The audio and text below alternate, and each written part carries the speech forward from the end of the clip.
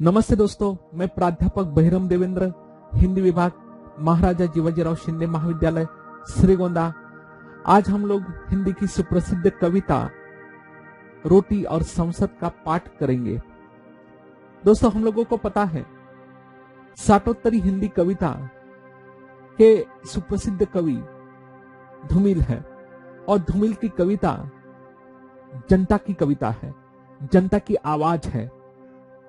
स्वतंत्रता के बाद मोहभंग की परिस्थिति में धूमिल ने जो आवाज उठाई थी अपनी कविता द्वारा, वह लाजवाब थी। और जैसे जैसे इनकी कविताओं का समय बीतता जा रहा है, वैसे वैसे इनकी कविताएं और निखर कर प्रासंगिक होती रही है।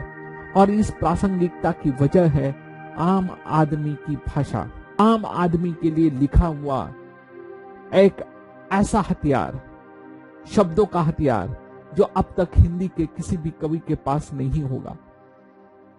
हमारे यह कवि धूमिल का परिचय संक्षिप्त में हम लोग देखेंगे। सुदामा पांडे धूमिल का जन्म 9 नवंबर 1936 को उत्तर प्रदेश के वाराणसी जिले के खेवली में हुआ था। मात्र 39 साल की आयु में 10 फरवरी 1975 को ब्रेन ट्यूमर से उनकी मृत्यु हुई। हिंदी कविता के सातोत्तरी कविता के महत्वपूर्ण कवियों में उन्हें गिना जाता है। 1972 में आया उनका काव्य संग्रह संसद से सड़क तक बहुत चर्चित हुआ। उनकी कविता राजनैतिक विरोध और विद्रोह की कविता है। उनके जाने के बाद उनकी लोकप्रियता लगातार बढ़ी है। उनके कुल 3 काव्य संग्रह प्रकाशित हुए।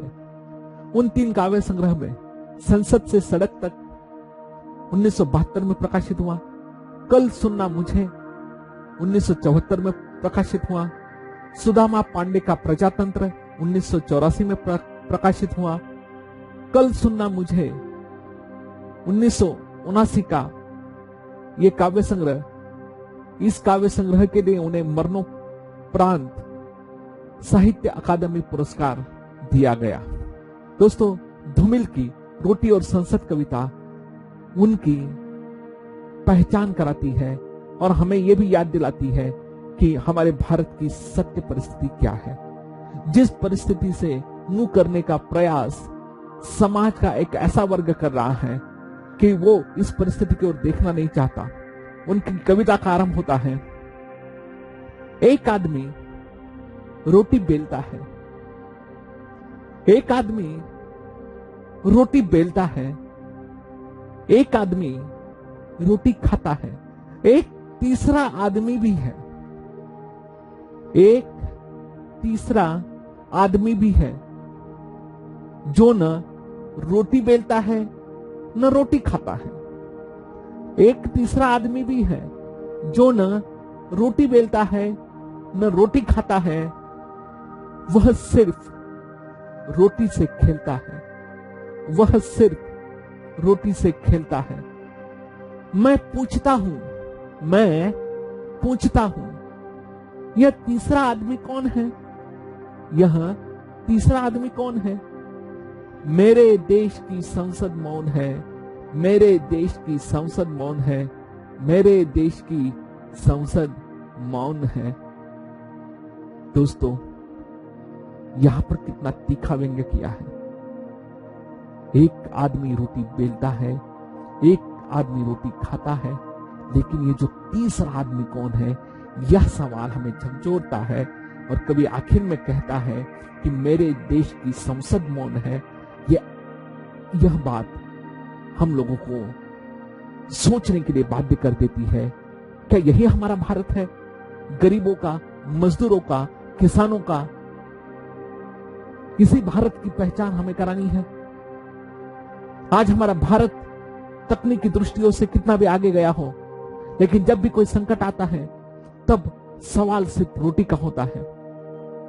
लेकिन रोटी से भी ज्यादा भयानक परिस्थिति उनकी है, रोटी खाने वाला, रोटी पकाने वाला, लेकिन बीच में ये जो तीसरा आदमी आया है, ये तीसरा आदमी रोटी से खेलने वाला है। और मेरे देश की संसद मौन है। यहाँ पर एक वाक्य कहा है, संसद हमारी राजनीति का हमारा प्रतिनिधियों का प्रतीक है, राजनेताओं का प्रतीक है। धूमिल की इस कविता में से तो हम इतना ही तथ्य कह सकते हैं कि धूमिल की इस भाषा में संवादात्मकता है, आक्रोश है। वो तो सीधे कहते हैं कि जैसे कहा जाता है ना, कॉमन मैन किसे कहते हैं, आम आदमी किसे कहते हैं, आम आदमी की जड़ को वो उद्घाटित करते हैं और भारत के प्रतिनिधियों को याद दिलाते हैं कि अरे हाँ, भारत इन आम आदमियों में है, रोटी पकाने वालों में है, रोटी बेलने वालों में है, रोटी को उगाने वालों में है। वह हाथ है जो श्रम करते हैं, लेकिन इनके हाथों से, उनकी भावनाओं से, उनके शारीरिक शोषण करके ये जो लोग संसद में बैठे हैं, वो हर एक निर्णय से, उनके जीवन से खिलवाड़ करते हैं। इसका उत्तर यहां पर धूमिल सबको पूछते हैं। वो कहते हैं कि मेरे देश की संसद मौन है। अरे संसद मौन है, यह कहने की बारी इस कवि को आई। इस संदर्भ में हम ऐसा भी कह सकते हैं, मतलब उनका कहना हम इस प्रकार ले सकते हैं कि खद्दरदारी, टोपीधारी आम आदमी के खून को चूस रहा है।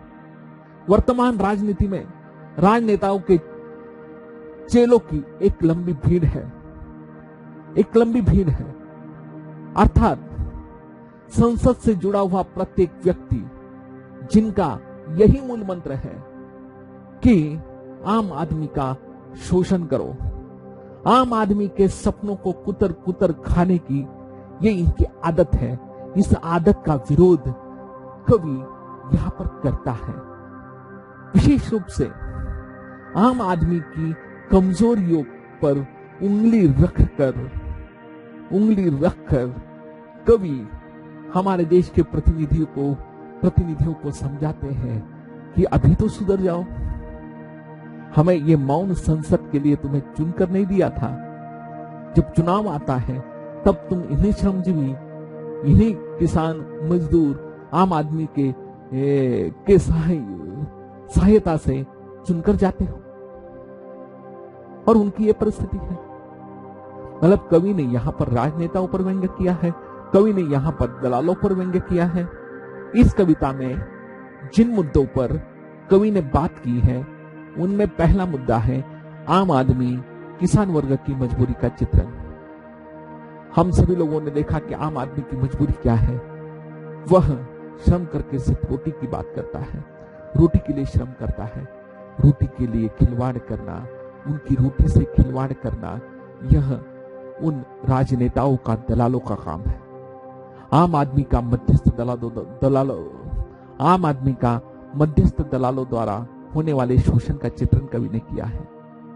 आम आदमी की मूलभूत आवश्यकताओं से खिलवाड़ करने वाले नेताओं पर व्यंग्य कवि ने किया है। भ्रष्ट नेताओं पर व्यंग्य है। आम आदमी की आवाज यहां पर प्रस्तुत करने का काम कवि ने किया है।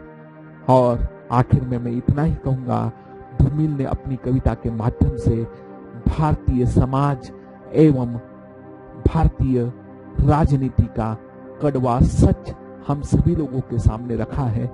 इसीलिए यह कविता आज भी हम लोगों को प्रासंगिक लगती है।